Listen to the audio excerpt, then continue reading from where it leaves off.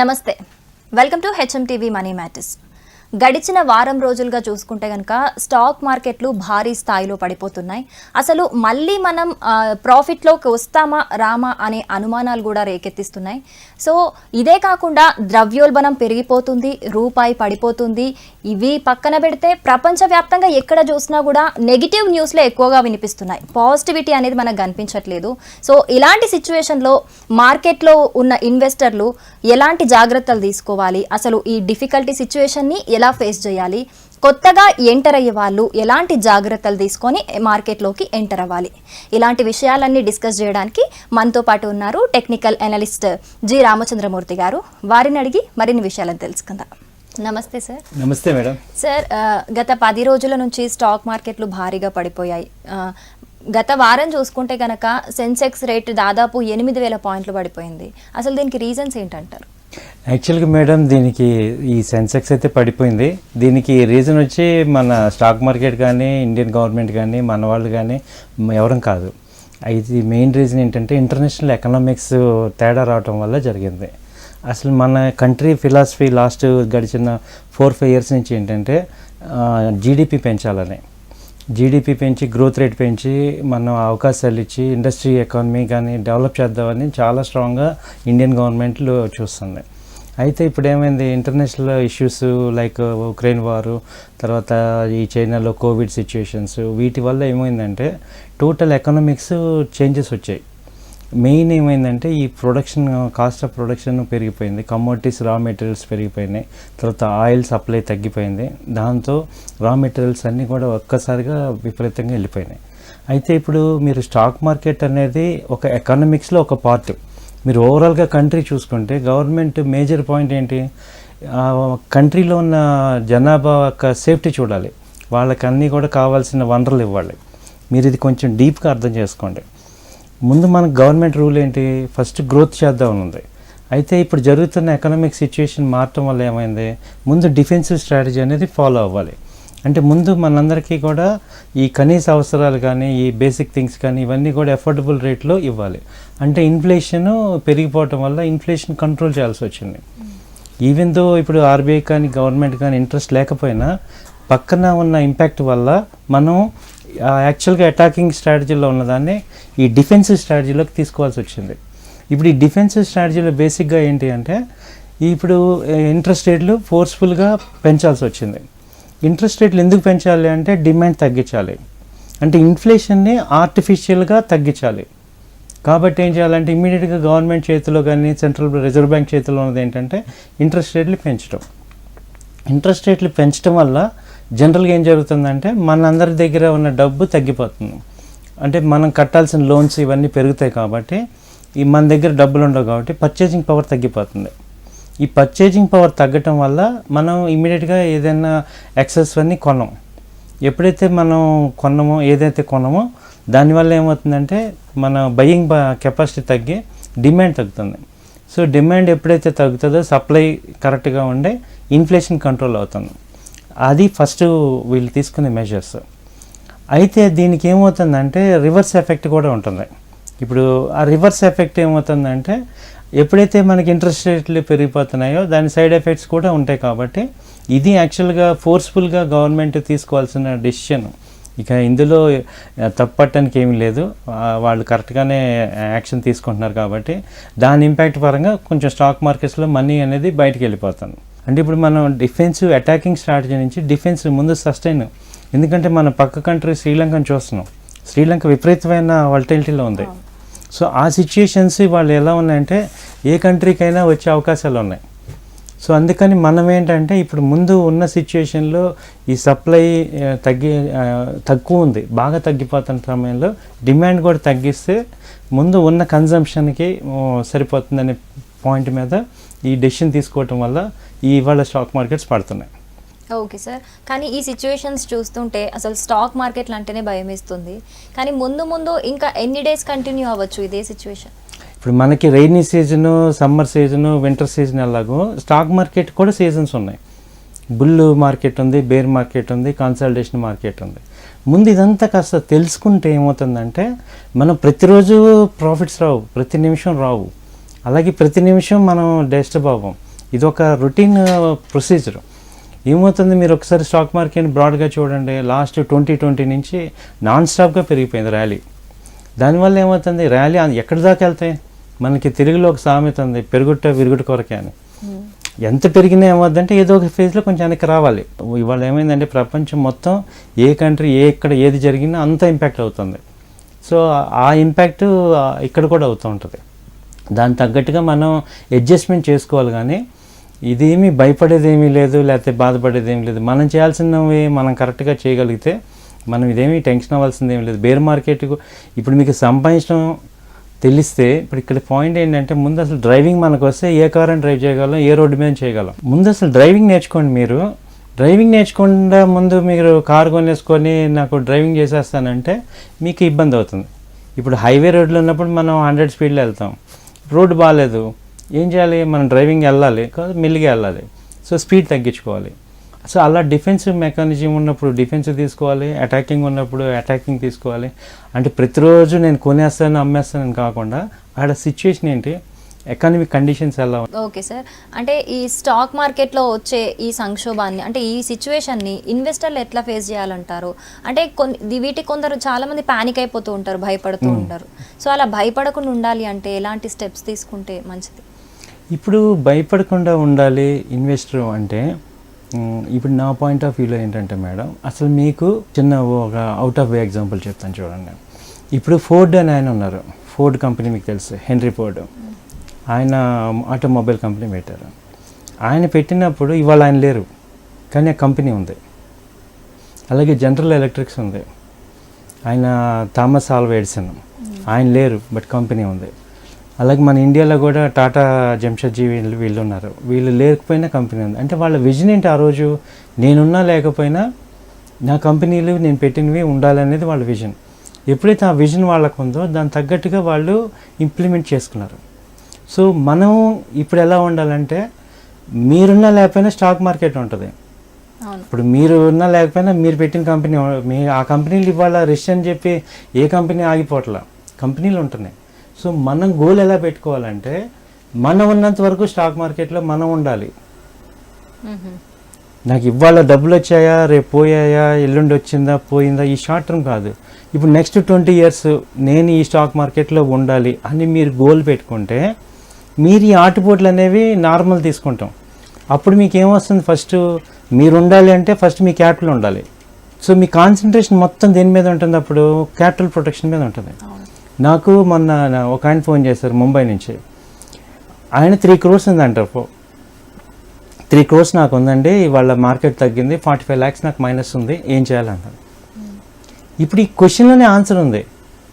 ఇప్పుడు 3 crores మీకు ఉన్నాయి, ఓకే 45 lakhs తగ్గింది, ఇప్పుడు నేనేం చేయాలి అంటే, ఫస్ట్ క్వశ్చన్ ఏంటి, నీ క్యాపిటల్ని ప్రొటెక్ట్ చేసుకోవాలి. సో ముందు అది మైండ్ సెట్ మనం ఉంటే ప్రతిరోజు మనకి డబ్బులు వచ్చేది కాదు. ఇది బేర్ మార్కెట్, బుల్ మార్కెట్ ఉంటూ ఉంటాయి. ఇప్పుడు నువ్వు మార్కెట్కి అగెనెస్ట్గా ఉన్నావు అని అర్థమైనప్పుడు, మనం మార్కెట్కి అగెనెస్ట్గా ఉన్నాం అది అర్థమవుతుంది. అప్పుడు ఏం చేయాలి, ఇమ్మీడియట్గా బయటికి రావాలి. సో ఈ క్వశ్చన్ చాలా సింపుల్, కానీ ప్రాక్టికల్గా చేయటం కష్టం. ఇప్పుడు మార్కెట్లో చాలామంది అనుకునేది ఏంటంటే, ఓన్లీ బై చేసి సెల్ చేస్తేనే డబ్బులు వస్తాయి అనుకుంటాం. రివర్స్లో కూడా మనీ ఉంది. అంటే ఫస్ట్ నుంచి కూడా స్టాక్ మార్కెట్లో ఉన్న వాళ్ళు కాకుండా రీసెంట్గా కూడా జాయిన్ అయిన వాళ్ళు ఉంటారు, స్టాక్ మార్కెట్లోకి వచ్చిన వాళ్ళు ఉంటారు. సో ఇట్లాంటి సిచ్యువేషన్ వాళ్ళు ఎట్లా ఫేస్ చేయాలి అంటే, ఉండాలంటారా, వెళ్ళిపోవాలంటారా, లేకపోతే వాళ్ళు ఏం చేస్తే స్టాక్ మార్కెట్లో ఉంటారు? ఫస్ట్ వాళ్ళకి అర్థం, మీరు ఇక్కడికి వెళ్ళాల్సిన అవసరం ఏమీ లేదు మేడం. ఇందాక కార్ ఎగ్జాంపుల్ చెప్పినప్పుడు, కారు ముందుకు వెళ్తుంది, వెనక్కి కూడా వెళ్తుంది. సో వెనక్కి వెళ్తున్నప్పుడు ఎలా అది నేర్చుకుంటే చాలు. ఇప్పుడు మనం ఎటుంది, మార్కెట్ ఎటుంది, పైన ఉన్నప్పుడు ఏం చేయాలి, అప్ సైడ్ ఉన్నప్పుడు ఏం చేయాలి, డౌన్ సైడ్ ఉన్నప్పుడు ఏం చేయాలి, జస్ట్ అక్కడ ఉన్న 2 ఆప్షన్స్, బై చేయటం, సెల్ చేయటం. అది ఫస్ట్ తక్కువలో బై చేస్తాం, ఎక్కువలో సెల్ చేస్తాం, ప్రాఫిటే. ఇక్కడ ఒక్క స్టాక్ మార్కెట్లోనే పైన అమ్మి కింద కూడా కొనుక్కోవచ్చు. సో సెల్లింగ్ ఆప్షన్ కూడా ఉంది, అది కూడా ప్రాఫిటే. అది నేర్చుకుంటే ఏముంది. ఇక్కడ ప్రాబ్లం ఏంటంటే, మీరు దగ్గర డబ్బులు ఉన్నాయి, మీ దగ్గర టెర్మినల్ ఉంది, నేను బై చేస్తున్నాను అనుకుంటున్నాం, బట్ మీ దగ్గర నాలెడ్జ్ ఇంపార్టెంట్. సో ఆ నాలెడ్జ్ ఉంటే మీరు మార్కెట్ డౌన్ అయిన డబ్బులే, పైకి వెళ్ళిన డబ్బులే. అంటే రీసెంట్ గా ఇన్వెస్ట్ చేసిన వాళ్ళే కాకుండా ఈ సిచ్యువేషన్ లో స్టాక్ మార్కెట్ కి ఎంటర్ అవ్వాలనుకున్న వాళ్ళు ఎలాంటి జాగ్రత్తలు తీసుకొని ఎంటర్ అయితే మంచిది? మనం కొన్నామని చెప్పి మార్కెట్లు పెరగవు. సో మనం ఎకానమీని కంట్రోల్ చేయలేం. సో మనం ఏంటంటే దీని కండిషన్ చూసుకుంటాం, ట్రెండ్ని అర్థం చేసుకుంటే మార్కెట్ ఇప్పుడు ఎలా ఉంది దాని తగ్గట్టుగా ఏం చేయాలి. ఒకవేళ మీకు ఆ స్కిల్స్ అప్డేట్ చేసుకోండి, ఈ ట్రైనింగ్స్ తీసుకోండి, కొంచెం యూట్యూబ్లో కానీ ట్రైనింగ్స్ కానీ ఉంటాయి, ఈ సెల్లింగ్ సైడ్ ఎలా ఉంది ఈ స్ట్రాటజీ తీసుకోండి, మీరు ఆటోమేటిక్గా మనీ సంపాదిస్తాం. ఇక్కడ మీ గోల్ ఏంటంటే ఇన్వెస్ట్మెంట్ కాదు, లేదో ట్రేడింగ్ చేద్దామని కాదు, డబ్బులు సంపాదించాలి. మీ గోల్ డబ్బులు సంపాదించాలంటే దాని తగ్గట్టుగా స్ట్రాటజీస్ మనం స్కిల్స్ పెంచుకోవాలి. సో స్కిల్స్ పెంచుకుంటే ఆటోమేటిక్గా మనీ వస్తుంది. సార్ ఇప్పుడు నిపుణులు ఏం చెప్తున్నారంటే స్టాక్స్ డిస్కౌంట్స్ లో దొరుకుతాయి అని అంటారు. సో నిజంగానే డిస్కౌంట్స్ లో దొరుకుతాయి అంటారా? అండ్ ఈ స్టేజ్ లో అంటే స్టాక్ మార్కెట్ లో పడిపోతున్న ఈ స్టేజ్ లో ఏ స్థాయిలో ఎంటర్ అవ్వాలంటారు? ఇది మేజర్ గా చాలా మంది ఆలోచించే ప్రశ్న. అసలు దీనికి ఆన్సర్ ఇప్పుడు ఏమవుతుందంటే అదే మేడం, ఇప్పుడు తక్కువ ఉంది కదా అని మనం తొందరపడి కొనకూడదు. అదే ముందు ఎకనామిక్స్ చూసుకోవాలి. మళ్ళీ ఇప్పుడు యుఎస్ ఎఫ్డిఏ ఇంట్రెస్ట్ రేట్లు పెంచుతున్నారు రేపు, మళ్ళీ జూన్లో, ఇప్పుడు జూన్లో మళ్ళీ ఇంట్రెస్ట్ రేట్లు పెంచుతున్నారు. ఇప్పుడు ఇంతకు ముందు అంతా ఏమైంది, ఇంట్రెస్ట్ రేట్లు తగ్గిస్తూ వచ్చారు. దానివల్ల ఏమైందంటే ఒక లేమ్యాన్ కూడా ఊరికే కొనటము, మార్కెట్ పెరగటమే జరుగుతుంది. ఇప్పుడు ఏమవుతుంది, గవర్నమెంట్స్ ఆర్ యాంటీ, ఈ స్టాక్ మార్కెట్కి ఇప్పుడు యాంటీ. ఎందుకంటే ఎప్పుడైతే ఇంట్రెస్ట్ రేట్లు పెరుగుతుందో అక్కడ ఇప్పుడు ఇంట్రెస్ట్ రేట్లు పెరిగితే ఇండస్ట్రీ ఏమవుతుంది, ఎక్కువ రేట్ ఆఫ్ ఇంట్రెస్ట్ కాబట్టి వీళ్ళు లోన్స్ తీసుకోలేరు. అలాగే ఏమైంది, డిమాండ్ తగ్గించాలని చూస్తున్నారు. డిమాండ్ తగ్గడం వల్ల ఏమవుతుంది, ప్రొడక్షన్ సేల్స్ తగ్గుతాయి. ఎప్పుడైతే కంపెనీ సేల్స్ తగ్గుతాయో షేర్ ప్రైస్ తగ్గుతుంది. ఇవన్నీ కూడా ఇంటర్ రిలేటెడ్. ఇప్పుడు డిస్కౌంట్ ఉంది కదా అని కంగారు పడకూడదు, కాకపోతే మన దగ్గర డబ్బులు ఉన్నాయి కదా అని ఇన్వెస్ట్ చేయకూడదు. అక్కడ సిచ్యుయేషన్స్ మనకి సపోర్ట్. ఇక్కడ ఏమవుతుందంటే ఇన్వెస్ట్ చేయడం చాలా సింపుల్ ఇష్యూ, కానీ ప్రాఫిట్ తీసుకురావడమే కష్టం. ఇక్కడ ఇన్వెస్ట్ చేయడం ఏముంది, బై చేయటం, ఇన్వెస్ట్ చేయడం చాలా ఈజీ. బట్ ఇంపార్టెంట్ ఏంటి, మనం వచ్చే దేనికి, మన డబ్బులు మనం ప్రాఫిట్ రావాలి. కాబట్టి ట్రెండ్ మీరు చార్ట్స్ చూడండి, మెయిన్ ఆ నాలెడ్జ్ పెంచుకోవాలి. చార్ట్స్ చూసుకోండి, ఎవరో ఏదో చెప్పారని దయచేసి వినొద్దు. మీ అంతటి మీకు ఒక అనాలిసిస్ ఉండాలి. ప్రజెంట్ ఉన్న పరిస్థితుల్లో మీరు టాప్ 100 కంపెనీస్ సెలెక్ట్ చేసుకొని దానిలో ఉంటేనే మీరు సేఫ్. అంటే నేను మిగతా కంపెనీలకి యాంటీ అని కాదు, ఎందుకంటే ఇప్పుడు సిచ్యుయేషన్ టఫ్ ఉన్నప్పుడు ఎవరు తట్టుకోగలరు, వాళ్ళతో ఉంటేనే మనం కొంచెం డిఫెన్సివ్గా ఉండగలం. సో కాబట్టి ఏంటంటే ఓకే మీరు ఇన్వెస్ట్ చేద్దాం ఈ కంపెనీస్, ఎందుకంటే మిడ్ క్యాప్ విపరీతంగా ఫాలో అవుతూ ఉంటుంది ఎప్పుడైతే బేర్ మార్కెట్లో. అదే స్ట్రాంగ్ ఫండమెంటల్గా స్ట్రాంగ్ ఉండి ఈ టాప్ 100లో ఉన్న కంపెనీస్లో మీ దగ్గర మనీ ఉంటే ఏం చేయాలంటే ఒక 25%, 30% అలా ఇన్వెస్ట్ చేసుకోండి. ఈలోపు మీరు నేర్చుకోవాల్సింది ఏంటంటే ముందు బోట్ కానీ డ్రైవింగ్ ఎలా చేయాలో నేర్చుకోండి. ఇటు డౌన్లో కూడా డబ్బులు ఉన్నాయి. ఇప్పుడు మార్కెట్ పడుతుంటే మనకేమైంది, సెల్ చేసుకుంటే డబ్బులు వస్తాయి. సో ఓన్లీ బయ్యే చేస్తాను, ఓన్లీ ఇన్వెస్ట్మెంటే చేస్తాను అనేది ఏంటంటే ఇవాళ అలా లేదు. ట్రెండ్ని తగ్గట్టుగా వెళ్ళాలి మనం.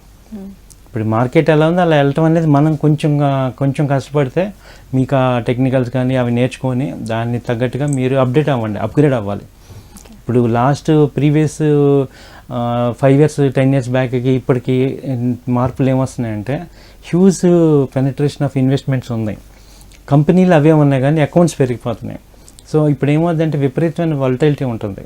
దీన్ని అర్థం చేసుకొని దీన్ని తగ్గట్టుగా మన స్ట్రాటజీస్ మార్చుకోవాలంటే మనం స్కిల్స్ ఖచ్చితంగా పెంచుకోవాలి. ఓకే సార్, కొత్త వాళ్ళే కాకుండా already huge amounts capital invest చేసిన వాళ్ళు ఉంటారు. ఆల్రెడీ ఇప్పుడున్న సిచ్యువేషన్ కి కొంత లాస్ వస్తుంది, కానీ మిగతా అమౌంట్ నైనా ఏ విధంగా కాపాడుకోవాలి? ఇది చాలా ఇంపార్టెంట్ క్వశ్చన్ మేడం. ఇప్పుడు మంచి చెడు మేము ఇన్వెస్ట్ చేసేసాం, ఇవేమో ఆల్రెడీ డౌన్ అయిపోయి ఉన్నాయి. ఇప్పుడు మేమేమో వాటిని అమ్మలేము, ఎందుకంటే ఆ ఫియర్ ఉంటుంది. ఇప్పుడు నేనేం చేయాలంటే మీకు 3 ఆప్షన్స్ ఉన్నాయి. ఫస్ట్ ఆప్షన్ ఏంటంటే మీరు ఉన్న కంపెనీస్ లిస్ట్ ఒకసారి చెక్ చేసుకోండి. చెక్ చేసుకొని టాప్ 100లో ఉన్న కంపెనీస్లో మీకు ఏవైతే పెట్టుబడులు ఉన్నాయో అవి ఉంచుకోండి. ఈ మిడ్ క్యాప్లో ఉన్నవన్నీ కూడా బయటకు వచ్చేయండి. ఆ అమౌంట్ వెయిట్ చేసి మళ్ళీ ఈ మార్కెట్ కన్సల్టేట్ అయినప్పుడు రీఇన్వెస్ట్ చేయటం ఒక పద్ధతి. నేను ఆ పని కూడా చేయలేను, నాకు అది కూడా నేను అంత డేరింగ్ లేదు అంటే మీరేం చేయాలంటే మీరు ప్రతి కంపెనీ యొక్క కొంచెం మీరు వర్క్ చేయాలి, హోంవర్క్. ఈ బీటా అని ఉంటుంది, కంపెనీ బీటా ఎంత.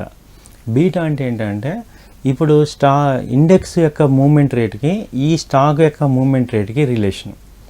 సో ఇప్పుడు బీటా కనుక 1 కన్నా ఎక్కువ ఉంటే అంటే అది ఇండెక్స్తో పాటే మూవ్ అవుతుంది. అప్పుడు ఏం చేయాలంటే మీరు నిఫ్టీ పుట్ ఆప్షన్స్ కొనుక్కొని కూర్చోండి. ఈ monthly expiry put options by చేసుకొని ఇక అది ఎంతవరకు ఫాల్ ఉందో అది మీ ఫండ్ని సేఫ్టీ చేస్తుంది. అంటే ఇక్కడ డౌన్ అయ్యేదాన్ని ఇక్కడ మీకు మనీ వస్తుంది. పుట్ ఆప్షన్స్ అనేది ఏం చేస్తుందంటే index put options market follow అవుతుంటే అవి డబ్బులు వస్తాయి. దాని గురించి కొంచెం డీటెయిల్గా మీరు అర్థం చేసుకొని ఆ put options defensive strategy start చేయొచ్చు. 3వ పాయింట్ ఏంటంటే ఈ ఫ్యూచర్స్ చేసేవాళ్ళు ఉంటారు. ఆల్రెడీ ఫ్యూచర్స్లో కానీ ఇన్వెస్ట్ చేసిన వాళ్ళు ఉంటారు. వీళ్ళకి ఏంటంటే వీళ్ళకి కూడా 2 పాయింట్లు ఏంటంటే, ఒకటి ఈ నెక్స్ట్ కాంట్రాక్ట్ని హెడ్జ్ చేయటం. ఇప్పుడు ఈ కాంట్రాక్ట్లో ఇప్పుడు ఏమైందంటే ఒక కంపెనీ ఉంది, ఇది రిలయన్స్ 9 lakhs పెట్టి ఆయన 3 lots అంటే 750 క్వాంటిటీ తీసుకున్నారు. ఇప్పుడు అది దాదాపు 150 points డౌన్లో ఉంది. ఇప్పుడు ఏం చేయాలి? ఇప్పుడు నేనేం చెప్తున్నా అంటే ఆయనకి 2 పాయింట్లు ఉన్నాయి. ఒకటి, ఇప్పుడు ఇది మే కాబట్టి జూన్ కాంట్రాక్ట్ సెల్ చేయండి. అప్పుడు ప్రజెంట్ ఏమవుతుందంటే లాస్ అనేది లాక్ అయిపోద్ది, ఉన్న లాస్ వరకు లాక్ అయిపోద్ది. ఎందుకంటే ఇక్కడ బయింగ్ ఉంది, అక్కడ సెల్లింగ్ ఉంది. సో రేపు మార్కెట్ పడినా పెరిగినా ఏమవుతుందంటే అదే మూమెంట్ అదే డిస్టెన్స్ వెళ్తుంది. కాబట్టి ఫస్ట్ అసలు ముందు లాక్ అయిపోయింది. ఏదో మన అదృష్టం బాగుంటే ఇప్పుడు ఈ మంత్ ఎండ్కి ఆ పుత్తిన కానీ ఆ యుద్ధాలు కానీ ఏమైనా ఆగితే మనకి కొంచెం బెనిఫిట్ అవుతాం. సో ఈ మంత్ అప్పుడు ముందు ఏం చేయాలంటే ఇమీడియట్గా ఇప్పుడు ఇలాంటి అన్ఫోర్చునేట్ సిచ్యువేషన్స్లో ముందు హెడ్జింగ్ చేసుకుంటాం. అయితే ఇక్కడ ఇంకో పాయింట్ ఏంటంటే ఆల్రెడీ ఇప్పుడు రిలయన్స్ ఇలాంటివన్నీ కూడా ఈ మ్యాక్సిమం ఫాలో అయిపోయినాయి కదా. ఇప్పుడు పై కనుక వెళ్ళినప్పుడు నీకు హెడ్జింగ్ లాక్ అయినప్పుడు ఏమవుతుందంటే పైన బెనిఫిట్ రాదు. అలాంటి సిచ్యువేషన్ ఇప్పుడు అలా ఉన్నప్పుడు ఏం చేయాలంటే, ఇప్పుడు మీరు ఫ్యూచర్ స్టాక్ బాగా ఫాలో అయింది, ఇప్పుడు ఏం చేయాలంటే నెక్స్ట్ ఈ ఫ్యూచర్స్ ఏదైతే స్టాక్ ఉందో ఆ పుట్ ఆప్షన్స్ కొనుక్కోండి, డబల్ కొనుక్కోండి. అప్పుడు ఏమవుతుందంటే డౌన్ అయినప్పుడేమో మీకు ఫేవర్ అవుతుంది, పైకి వెళ్ళినప్పుడేమో ఇది మీకు ఓపెన్ అవుతుంది. ఇప్పుడు ప్రైస్ పైకి వెళ్ళింది అనుకోండి, మన బయింగ్ సైడ్ ఉన్నాం. అలాగే ప్రైస్ డౌన్ అయింది అనుకోండి, మన ఇన్వెస్ట్మెంట్ తక్కువ ఉంటుంది, రిటర్న్ ఎక్కువ ఉంటుంది. కాబట్టి దయచేసి ఇవి ఫాలో అవ్వండి. ఇంకా చూసుకుంటే కనుక నెగిటివ్ గ్లోబల్ ట్రెండ్ ఒకటి, ద్రవ్యోల్బణం ఒకటి, 1 రూపీ పడిపోవడం ఒకటి, ఇవన్నీ చూసుకుంటే ఎటు చూసినా బ్యాడ్ న్యూస్లో వినిపిస్తున్నాయి. సో ఇట్లాంటి సిచ్యువేషన్లో స్టాక్ మార్కెట్లోకి ఎంటర్ అవ్వాలనుకున్న వాళ్ళకి మీరు ఇచ్చే సలహాలు, జాగ్రత్తలు ఏంటి? ఫియర్, అన్వాంటెడ్ ఫియర్ అనమాట. ఇదేం ఫియర్ అవ్వాల్సిన అవసరం లేదు, ఇట్స్ ఏ కామన్. మనకి వర్షాకాలంలో వర్షాలు ఎలా వస్తాయో మార్కెట్స్ పడుతూ ఉంటాయి, పెరుగుతూ ఉంటాయి. ఇది చాలా కామన్ ఇష్యూ. ఇప్పుడు ఇవాళ ఆ యుద్ధం అవ్వచ్చు, రేపు ఇంకోటి అవ్వచ్చు, ఏవో ఫ్యాక్టర్స్ వల్ల మీకు అవన్నీ అప్ డౌన్ అవుతూనే ఉంటుంది. దాన్ని మనం ఆపలేము, దాన్ని మనం అడ్జస్ట్ చేసుకోవాలి. దానికి మీరు ఏం చేయాలంటే ఇప్పుడు మీరు కొంచెం కష్టపడి కొంచెం స్కిల్స్ పెంచుకోండి. అంతేగాని నేనేమి ఇంప్రూవ్ అవ్వను, నాకు ఊరికే డబ్బులు రావాలంటే ఎలా వస్తాయి? ఇక్కడ ప్రాబ్లం మార్కెట్లో లేదు, మార్కెట్ అలాగే ఉంది. మీరు ఇంప్రూవ్మెంట్ చేసుకోండి, ఏం ప్యానిక్ కావాల్సింది ఏం లేదు. చాలా కూల్గా, చాలా నార్మల్గా తీసుకోవచ్చేది. Okay sir, stock markets down అయిపోతున్నాయి. ఈ సిచ్యువేషన్లో కొత్త వాళ్ళు ఎలా ఎంటర్ అవ్వాలి, ఎంటర్ అవ్వడానికి ఎలాంటి జాగ్రత్తలు తీసుకోవాలి, ఉన్న వాళ్ళు సిచ్యువేషన్ ఎలా ఫేస్ చేయాలి, ఏం స్కిల్స్ పెంచుకోవాలి, ఇవన్నీ మాకు డీటెయిల్గా ఎక్స్ప్లెయిన్ చేసినందుకు thank you sir. Thank you so much. Thank you very much madam. ఇది వాటి మనీ మ్యాటర్స్. మరొక ఎపిసోడ్లో మళ్ళీ కలుద్దాం. నమస్తే.